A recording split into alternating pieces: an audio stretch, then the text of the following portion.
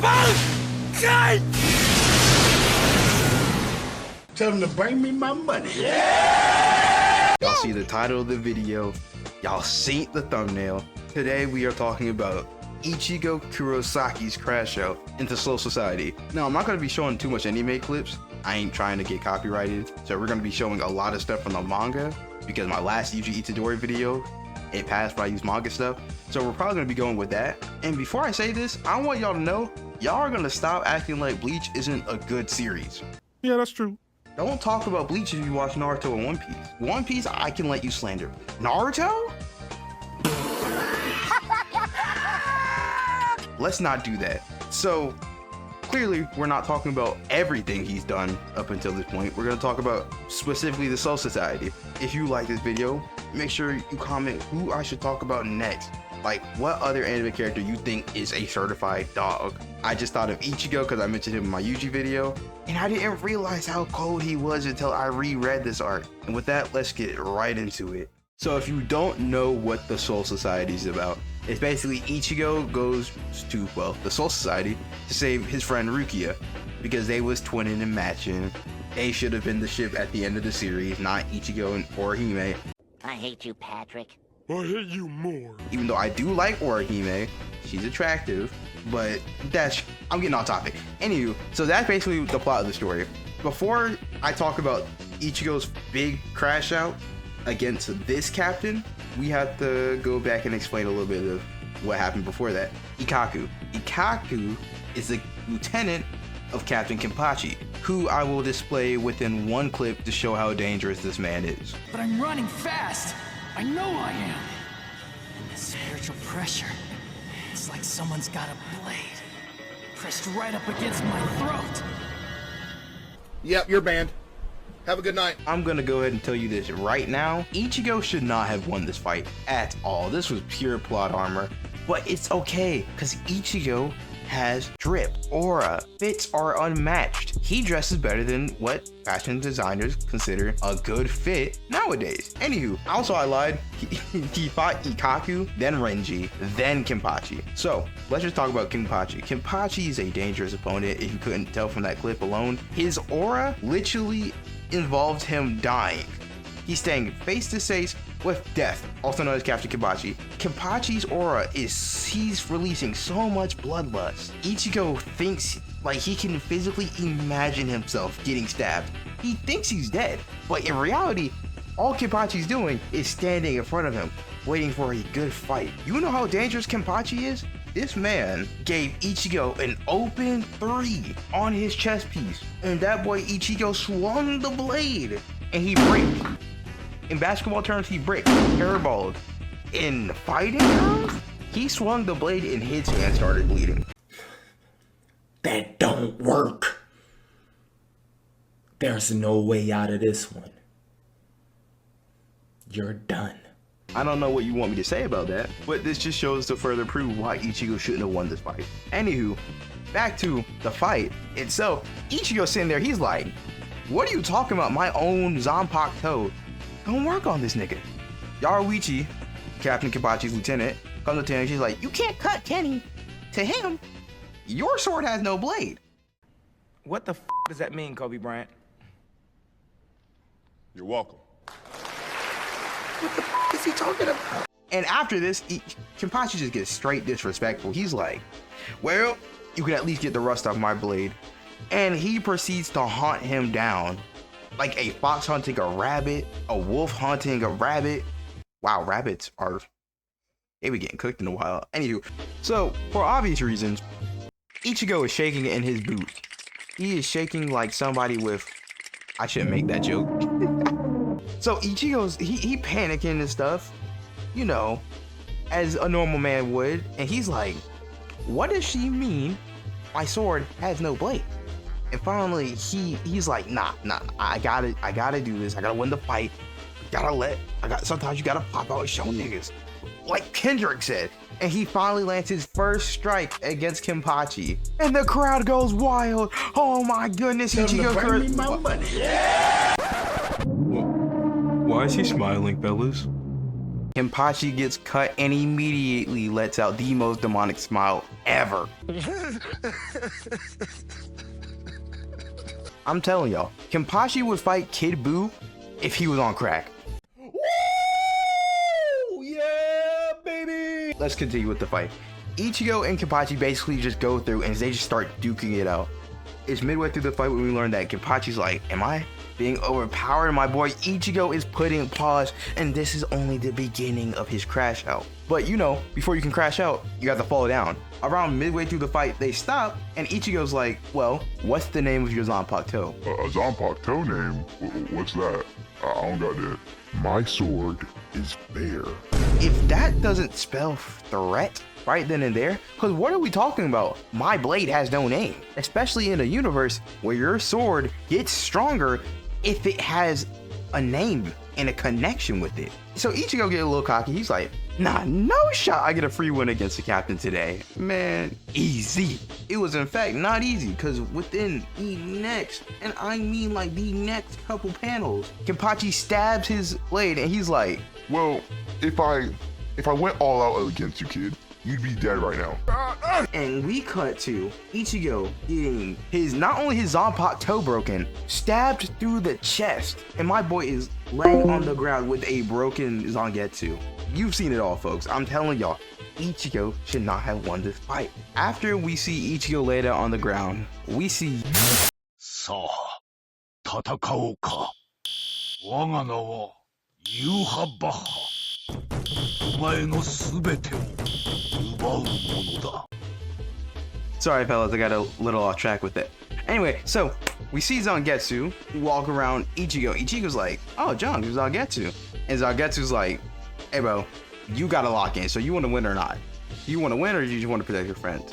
Ichigo's like, what are you talking about? Do I want to win or do I want to protect my friends? Motherfucker, I want to win. And then Zangetsu like, all right, I'll take you there. We arrive in the same place we meet Zangetsu in the opening when he first started talking to him, and immediately we see a figure appear out of nowhere. This figure shows himself, and it seems to be Ichigo with a white personification. We call him White Ichigo in the Bleach fandom. I also call him one of the greatest inner demons to exist in all of anime. It's back! It's back! Zangetsu explains that White Ichigo is Ichigo, and in order for Ichigo to get stronger, he has to fight White Ichigo.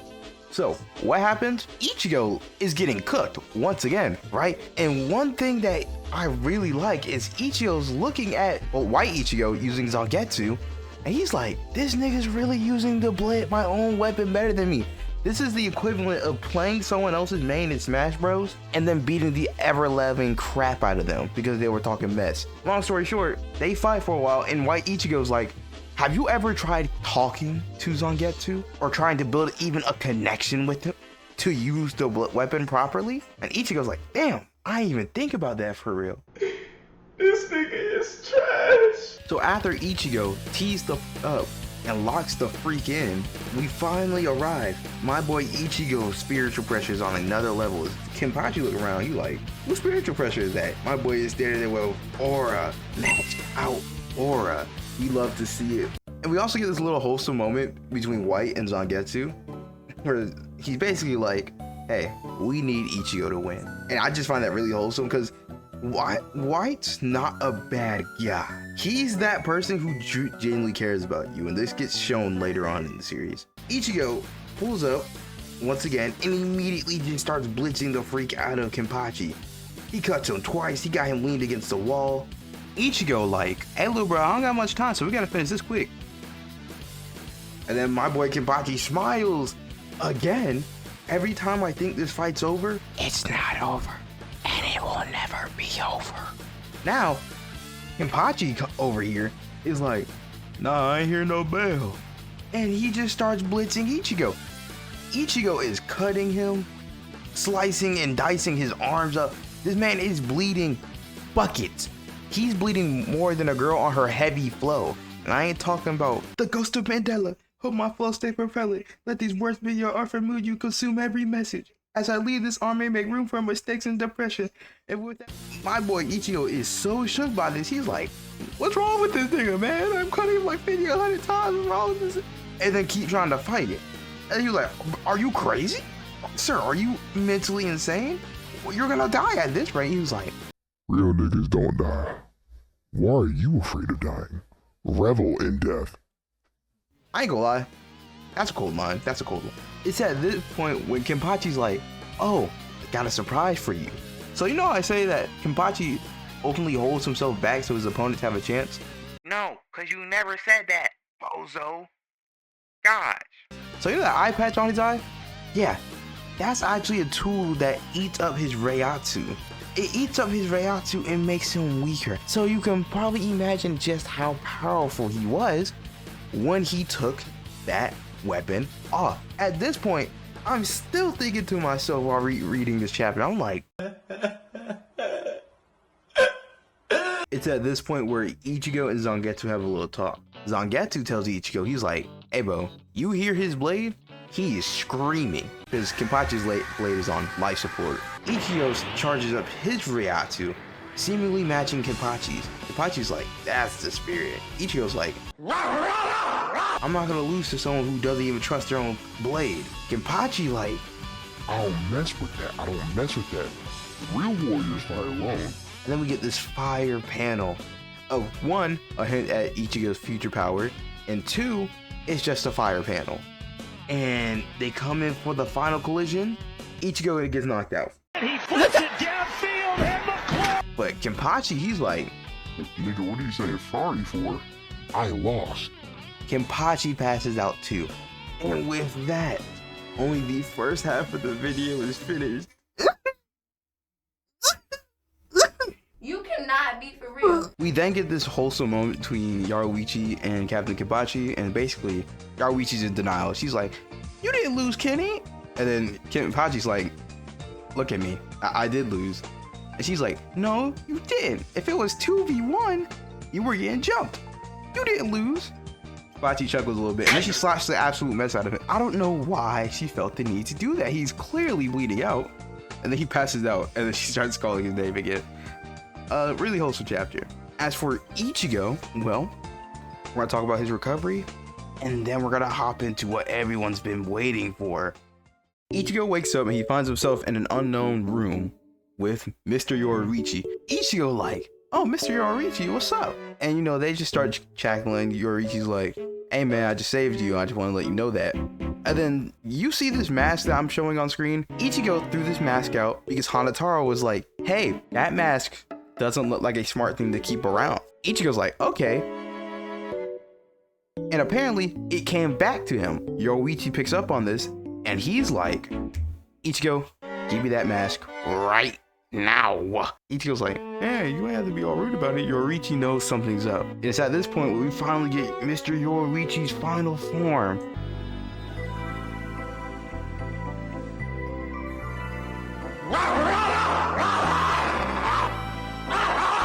I need Yoruichi to drag her feet across my body and choke me out and tell me to call her mommy's little. That's the friction. Okay, I'll stop. I'm sorry, y'all. I'm sorry. That's right. You see it here, folks. Yoruichi is not a black cat. She is a. Okay, well, y'all can debate about this in the comments whether she's black or Indian. I'm just gonna call her mixed, cause she clearly has dark skin, but her ethnicity is definitely probably not Afro-American, African-American. So y'all can just do it. Y'all can argue that out in the comments. I'm not. Either way, I want to suck her toes and then have her call me. Anywho, I want to start trying to speed this up because this video is getting long, and I just want to get straight into the fight against the Death Blossom himself. Okay, so long story short, Yoruichi basically explains the concepts of Shikai Bankai, Zanpakutos and stuff. Ichigo senses that Ganju is getting cooked. He goes over to help Ganju. He encounters Byakuya again. Yoruichi's like, we are not ready to fight this. She stabs Ichigo in the chest. After she stabs him in the chest, she makes a claim to Byakuya. She's like, 3 days.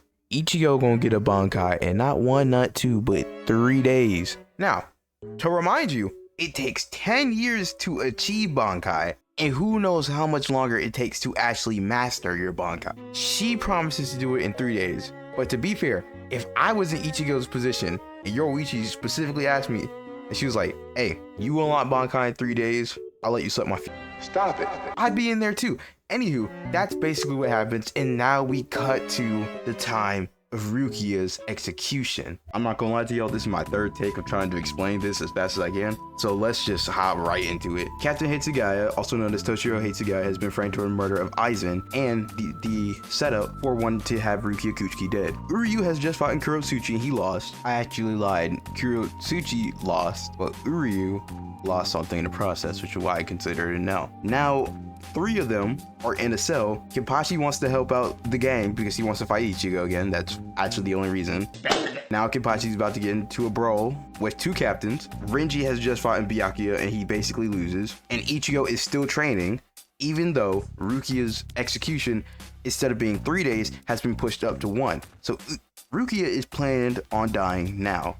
The item they're using to execute her is called the Sokyokyu.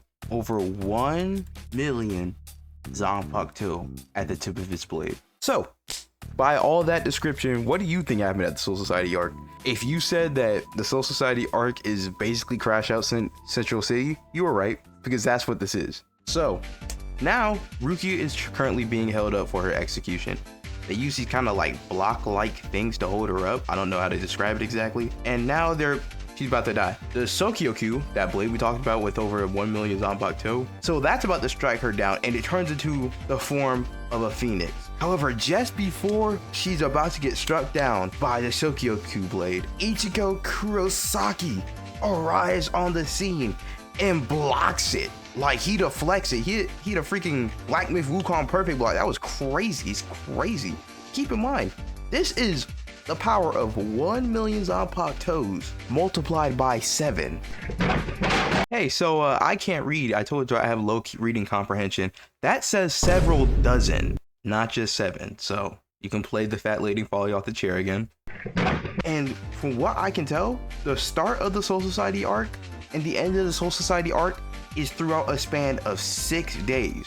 So, within 6 days, Ichigo has gained enough power to block off 1 million Zanpakutos times 7, fought in a captain, defeated 2 lieutenants, breaks the scaffold that is holding up Rukia, and the scaffold doesn't have its power, like, explained or something, but clearly, with the look on everyone's faces when he breaks it, it's a good, important feat to the series. It's at this point, after Ichigo breaks the scaffold, that we see Renji arrive after beating up some guards. Ichigo notices him and he's like, "Hey Renji, catch!" He tosses Rukia to Renji and he's like, "Hey nigga, you better guard her with your life."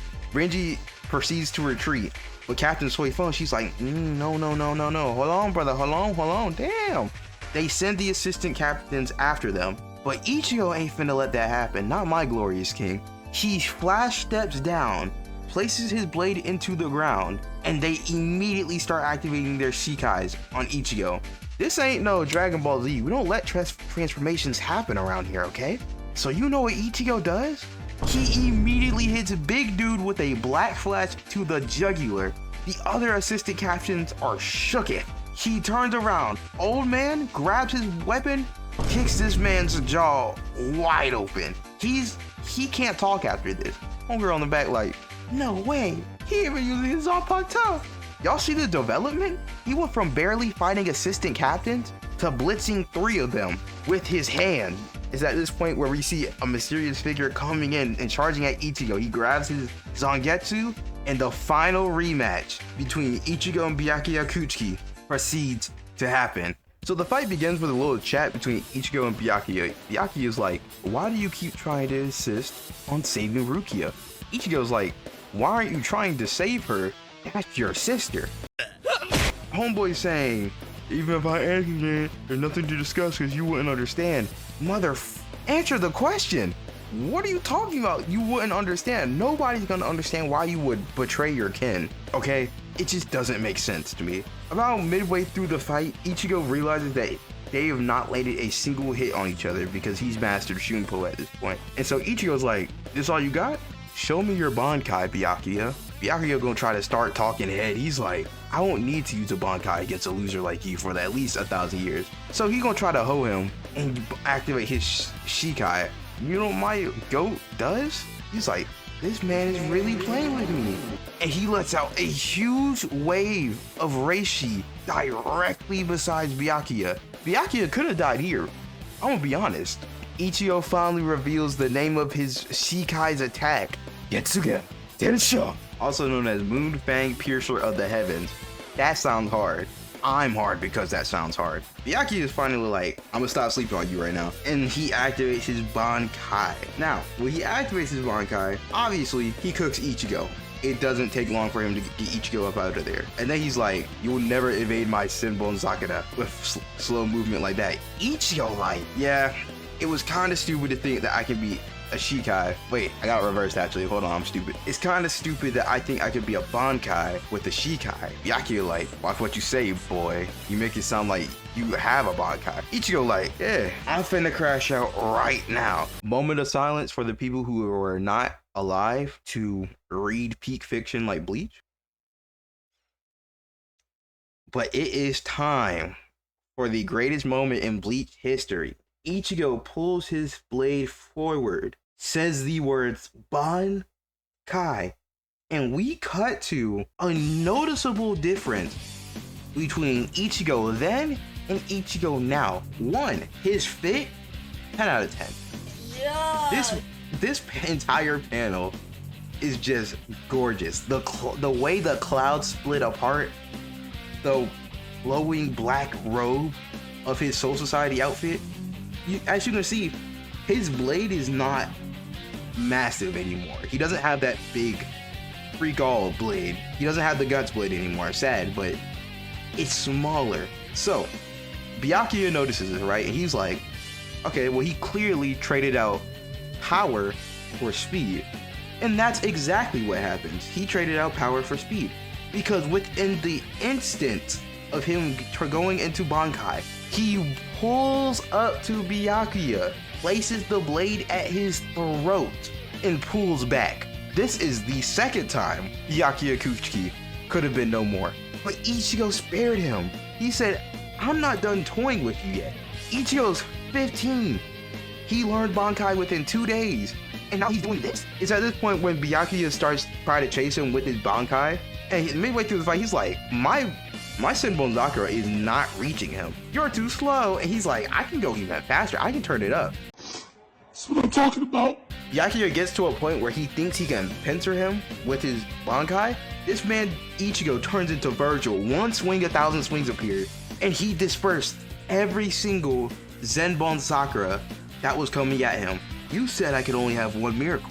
So what is this? He's so cold. He's so cold. So after Byakuya gets extremely disrespected by my goat, Ichigo, he finally reveals a second form of his Senbon Sakura called Seikei, also meaning annihilate. And they kind of transform into swords. I don't know what the ability itself does, but we do get a little bit of full action panels of them just going at it. And Byakuya points out, he's like, Ichigo, you've only had Bankai for 2 days. You're at your limit. Ichigo is on the ground and he is slowed down significantly. We know we think he's out of the game, more or less. Byakuya tries to end the fight. So, y'all know how we talked about that mask? Not only the mask being his aura of 1, a hint at Ichigo's future power, but the mask staying by his side again. Ichigo threw this mask out because Hanataro was like, hey, that mask doesn't look like a smart thing to keep around. Ichigo's like, okay. Now, the mask possesses him. And that mask is white Ichigo taking over his body. Ichigo is part hollow. So, Ichigo White just immediately starts going bonkers. He grabbed the blade when Byakuya tried to swing with him. And he's like, I don't like how them living. And then just slices him into twain. Like, this is a brutal cut. 3 times. Not once, not twice, but 3 times. Byakuya could have been dead. And then we just see how effortlessly White Ichigo just takes over the fight. Let me go ahead and tell y'all one thing that White Ichigo did. White Ichigo fires a Getsuga Tensho. It's black. Byakuya's like, oh, okay, a black Getsuga Tensho. I should probably dodge this. Ichigo White gets behind him, and fires another Black Getsuga Tensho. And now you're thinking, okay, well, he can just go up. No, Ichigo White said, you are not running. He teleports behind him, grabs his back, and gives Byakuya the coldest stare down of all time. Look at Byakuya's face. That's fear, fellas. This is crazy. In fact, this beatdown was so crazy, Ichigo literally tries to fight White for his body back because he knew he was about to crash out. Eventually, they do start their match again, but they're already so low on Reishi that they decide to end it. Byakuya charges up some attack that we never see again in the series. Ichigo charges up, the only attack he has in the series, Getsuga Tensho, and they do a final clash, and then Byakuya just declares Ichigo the winner. I wish this ended more hype, but it didn't because there's more pressing matters to attend to. And Ichigo's crash out pretty much ends there. Out of scale of 1 to 10, I would rank it a 7. He did get super powerful within the span of 6 days at 15, so you already know he's young, humbling people who are like hundreds if not thousands of years old. But you might be wondering, why did Ichigo's crash out end here? There's a character named Aizen. He's like the main villain until 1000-Year Blood War, and that's the final arc that Taikubo did. He's not dead, and he comes back to life for a goal I'm not gonna explain because it's time for the video to end. Long story short, you know how, Ichigo just went toe-to-toe with not one, but 2 captains in the series? Okay, so on a scale of 1 to 10, how much stronger do you think Aizen is beyond those captains? If you said 10, correct, because one finger, he stops Ichigo with one finger in Bankai form and cuts his stomach open. That is why Ichigo's crash out ends here. So hopefully you enjoyed. This was a really fun video to do. If you see the last video on why I didn't upload for so long, it's not my fault. I guess you could blame me, but it's not my fault. I am a broke college student, and I hope you enjoy and have a great day. Goodbye.